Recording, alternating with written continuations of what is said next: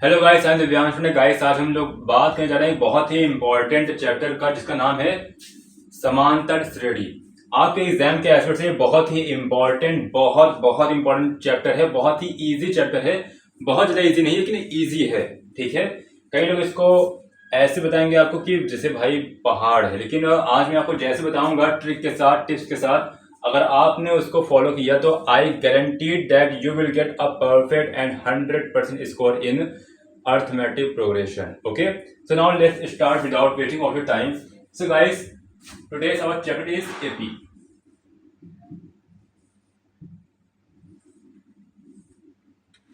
Arithmetic progression को हम लोग शॉर्ट फॉर्म में एपी भी कहते हैं, बात ध्यान रहे, ठीक ना। हिंदी में समांतर श्रेणी। इंग्लिश वाले और हिंदी वाले एक बात ध्यान दें कि आपको दोनों में मिल सकता है। एपी लिखा हुआ मिलेगा, तो जब भी आपको एपी लिखा हुआ मिलेगा मतलब आपको वहां बात कर रहा है अर्थमेटिक प्रोग्रेशन की। कोई doubt? Okay, so now let's start. आपके एनसीईआरटी के हिसाब से आपको जितने भी वहां क्वेश्चंस दिए हुए हैं 5.1 में, वहां से रेयर केस में क्वेश्चंस आते हैं। जो कि मोस्ट इंपॉर्टेंट होंगे वो मैं अभी आपको यहाँ करवाऊंगा, और काफी इसमें टिप्स हैं, ट्रिक्स हैं, आपको वो भी मैं यहाँ प्रोवाइड कराऊंगा ताकि आपको कोई भी समस्या ना हो। तो आपके 5.1 के लिए जो कुछ चीजें यहाँ शामिल हैं, आपको उनके बारे में जानना बहुत अनिवार्य है, ठीक है ना। कुछ ऐसे लोग हैं यहाँ पर इस समांतर श्रेणी में जो कि पूरी भूमिका इसमें आपको योगदान देंगे 5.1 के लिए। तो कौन कौन लोग हैं? नंबर 1 ए। अब ए कौन है? अभी हम लोग इस पर बात करेंगे। दूसरा कौन है? डी। और तीसरा हमारा यहां एन है।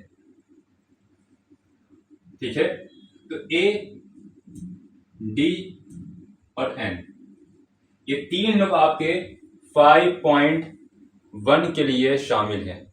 ठीक है, हालांकि एक और है, उसका नाम क्या है? A N.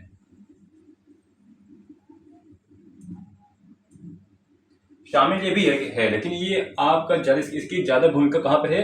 5.2 में है। ठीक है, यहाँ बहुत कम है, यहाँ बहुत रेयर केस में है, और फिर भी आप जानते रहो। तो अब यहाँ ए क्या है? सबसे पहली बात, ए यहाँ पर आपका प्रथम पद में, फर्स्ट टर्म है।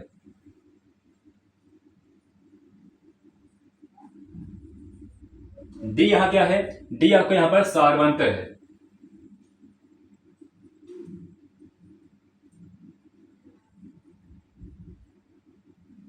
Means common difference. ठीक है, और यहां एन क्या है? एन आपका total number of terms. Total number of terms. Total number of terms मतलब कि पदों की कुल संख्या। ठीक है, मतलब आपको अगर कोई टर्म दिया हुआ, अगर आपको कोई एपी दिया हुआ है फॉर एग्जांपल, तो फॉर एग्जांपल कि आपको ऐसे दिया हुआ है 2 4 6 8 12, सॉरी 2 4 6 8 10 12 14 16 18, तो ये जहां तक जाएगा, मान लो ये 20 तक हम लोग लगे तो इसको लोग कहेंगे 20 टर्म तक है, 20 पद तक है। कोई doubt? I hope no. And A N, इसको हम लोग बोलते हैं nth टर्म।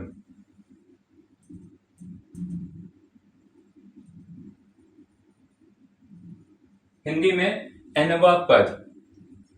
अब इसमें और इसमें अंतर क्या है, बहुत ध्यान सुनना। फॉर एग्जाम्पल क्या आपके सामने एक श्रेणी है जिसका नाम जो कि है 2 4 6 8 10 12 14 16 18, तो ये जहां तक जाएगा, मान लो मैं बोल दूं कि ये 30 पद तक है, तो वहां पर ये 30 क्या है? वहां आपका 30 ये n है। अगर आपसे कहा जाए इसका 20वां पद ज्ञात करो, इसमें वो आपसे यहां पूछ रहा है, ए एन पूछ रहा है, क्योंकि nth टर्म है। I hope you got it. It's very very very important things in your chapter, और यही लोग वो हैं जो इस चैप्टर में मैक्सिमम केस में उपस्थित रहेंगे। मात्र इन्हीं की भूमिका है। और आपको जो यहाँ फॉर्मूला जानना बहुत अनिवार्य है, वो क्या है? डी की फॉर्मूला। डी होता क्या है वैसे? जब आप समांतर श्रेणी की जब परिभाषा सुनोगे ना, तो तभी आप अंदाजा लगा पाओगे कि डी है क्या। तो समांतर श्रेणी कहते किसको हैं? एक ऐसी श्रेणी जिसमें एक निश्चित संख्या को जोड़ने या घटाने पर प्राप्त होता है। एक ऐसी श्रेणी जो हमें एक निश्चित संख्या जोड़ने या घटाने पर प्राप्त होती है, उससे हम समांतर श्रेणी कहते हैं। ये एक निश्चित नियम का पालन करती है। आपके वनडे एग्जाम में जितने भी होते हैं रीजनिंग के, उसमें भी ऐसे क्वेश्चंस आते हैं। Okay, so it's also important for your one day exam also. Understood? So now वो निश्चित नंबर जिसको जोड़ने या घटाने पर प्राप्त करते हैं हम लोग एक श्रेणी को, वही आपका डी है, मतलब सार्वंतर, सब में अंतर क्या है। से फॉर एग्जाम्पल 2, 4, 6, 8, 10, 12, 14, इसमें अंतर कितने का है? इसमें +2 का अंतर है। इस बात का ध्यान रहे कि जो आपका डी है वो +2 भी हो सकता है और -2 भी हो सकता है और 0 भी हो सकता है। आपके ये एमसीक्यू में पूछ सकता है कि कौन सा कथन सत्य है। ठीक है, तो इतना आप ये बात जानते रहो कि जो ये डी है, जो डी है ये पॉजिटिव, नेगेटिव और शून्य तीनों हो सकता है। ठीक है, इससे हम फाइंड कैसे करते हैं? सपोज आपको मालूम करना है भाई कि इस श्रेणी में 2, 4, 6, 8, 10, 12 में आपको जानना है भाई कि इसमें अंतर कितना, इसमें सार्वंतर कितना है। तो बस सिंपल आपको एक फॉर्मूला यहां यूज करना है,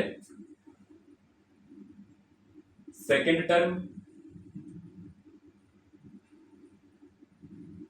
माइनस फर्स्ट टर्म।